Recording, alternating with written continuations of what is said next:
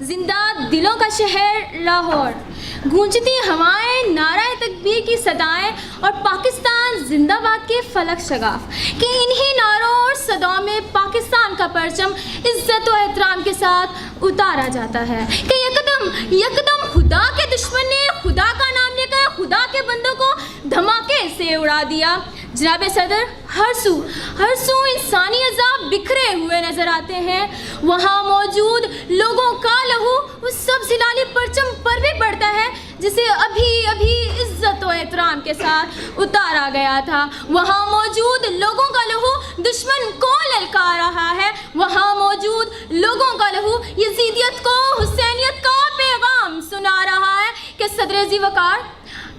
2 نومبر کا سورج فضا کو سوگوار بنائے غروب ہو جاتا ہے، لیکن جناب والا اگلے ٹھیک 24 گھنٹے بعد دنیا یہ منظر بھی دیکھتی ہے کہ جس جگہ کی بو خون سے رچی بسی تھی اسی جگہ پر وہی شہری پاکستان زندہ باد اور جیوے پاکستان کے نعرے لگاتے ہوئے یہ نوید دیتے دکھائی دیتے ہیں۔ خونے دل دے کر نکھاریں گے رخے برگے گلاب، ہم نے گلشن کے تحفظ کی قسم کھائی ہے۔ صدر ذی وقار، ہاں ہم نے گلشن کے تحفظ کی قسم کھائی ہے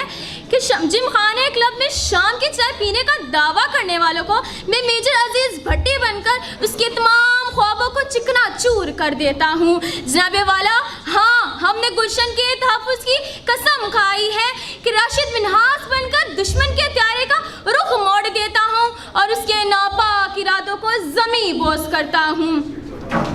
صدر علی وقار،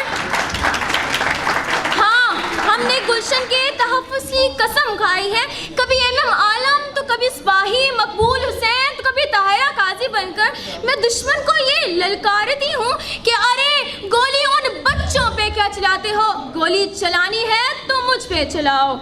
جناب صدر، پاکستان کی 22 کروڑ عوام اپنے ان غازیوں اور شہیدوں پر فخر محسوس کرتی ہے جنہوں نے اس مادر وطن کی خاطر اپنا تن من دھن سب قربان کر دیا۔ اے عرض پاک، تیری حرمت پہ کٹ مرے ہم، ہے خون تیری رگوں میں اب تک ہمارا، تیغوں کے سائے میں پل کے ہم جواں ہوئے ہیں، آسان نہیں مٹانا نام و نشاں ہمارا۔ شکریہ۔